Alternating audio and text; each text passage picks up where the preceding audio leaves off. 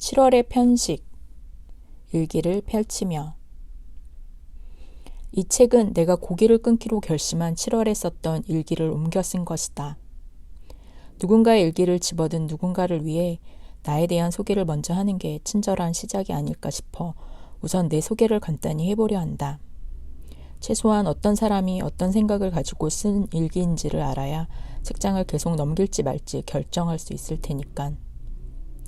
대한민국의 수도 서울에 살며 4년차 그래픽 디자이너로 근근히 먹고 살아가고 있는 평범한 20대 후반. 내 현재 상태를 있는 그대로 표현해본 문장이다. 책 읽기와 몸 움직이는 것을 좋아하고 강아지를 키우고 싶어 한다는 것은 몰라도 좋겠다. 몰라도 좋은 사실을 하나 더 말하자면 내가 제일 좋아했던 음식은 진한 고기 국물의 평양냉면이었다. 주위의 많은 평범한 사람들처럼 나는 고기 먹는 것을 매우 좋아했었다. 이런저런 운동을 오랜 기간 해온 덕에 건강에 대한 관심도 꽤 높았고 그래서 영양을 고려한 식습관에 대해 보통의 사람들보다도 까탈스러운 정도로 지키고 있다고 생각했었다. 아주 어릴 때부터 요리하는 것을 좋아해 다양한 음식을 직접 해먹으며 고기가 주는 다채로움과 그 맛을 익히 알았고 그래서 내 입으로 들어가는 고기에 한 번도 의문을 가져본 적이 없었다. 고기란 그동안 내 삶에서 아주 당연하고도 자연스러운 것이었다. 그러던 어느 날 나는 우연히 책과 영상 몇 편을 보게 되었다.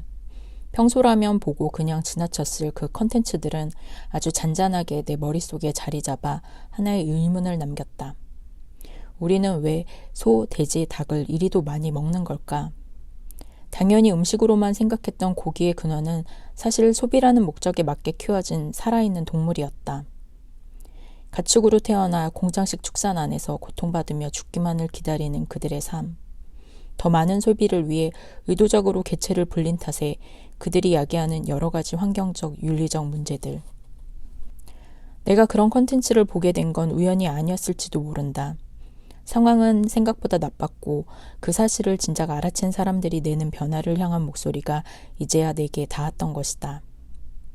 그 목소리는 최근 들어 심각해진 기후변화와 팬데믹이라는 현실을 고스란히 접하면서 동시대를 살아가는 타인들을 바라보면서 언젠가부터 내 마음속에 피어난 육식에 대한 의심의 씨앗과 만나 발화를 시작했다.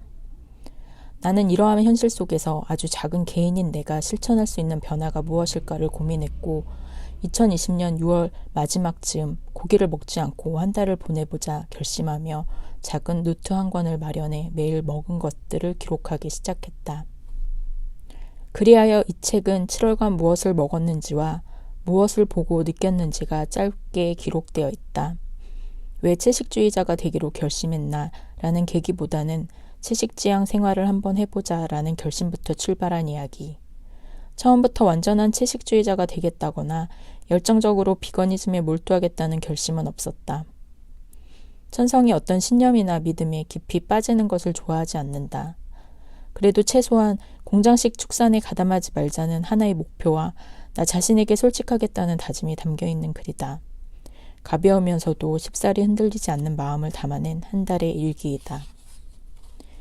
나는 우선 고기는 먹지 않되 해산물과 달걀, 유제품은 허용하는 페스코 베지테리언의 생활을 경험하게 되었다.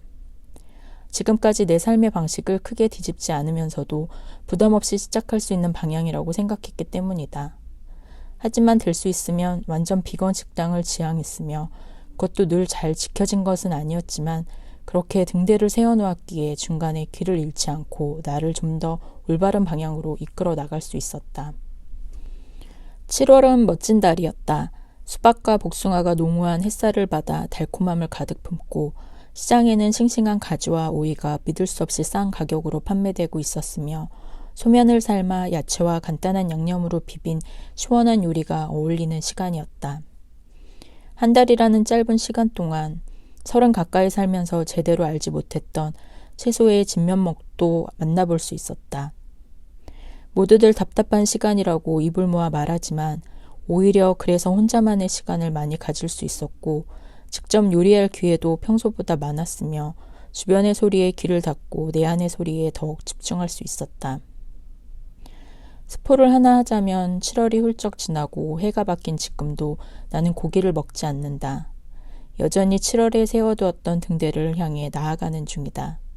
한 달 정도만 지켜보자던 결심이 여태까지 이어질 줄은 나조차도 정말 예상하지 못했었다.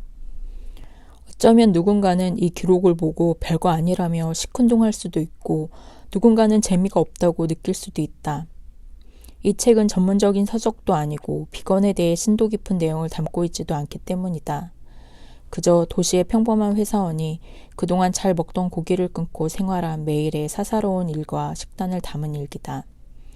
하지만 나 같은 결심을 떠올리지만 어떻게 시작해야 할지 몰라 고민하는 사람이 있다면 조금이나마 도움이 될 수 있지 않을까 하는 희망을 가지고 썼다. 채식 시작 전 읽었던 책이 어느 구절 하나가 생각난다. 완벽한 한 명의 비건보다 다수의 비건 친화적인 사람들이 사회 전체로 봤을 때 더욱 효과적이라는.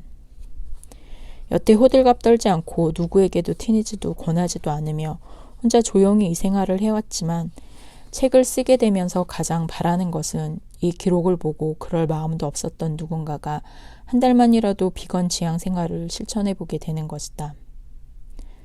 나는 당신의 마음속에 작은 씨앗 하나를 심고 싶다.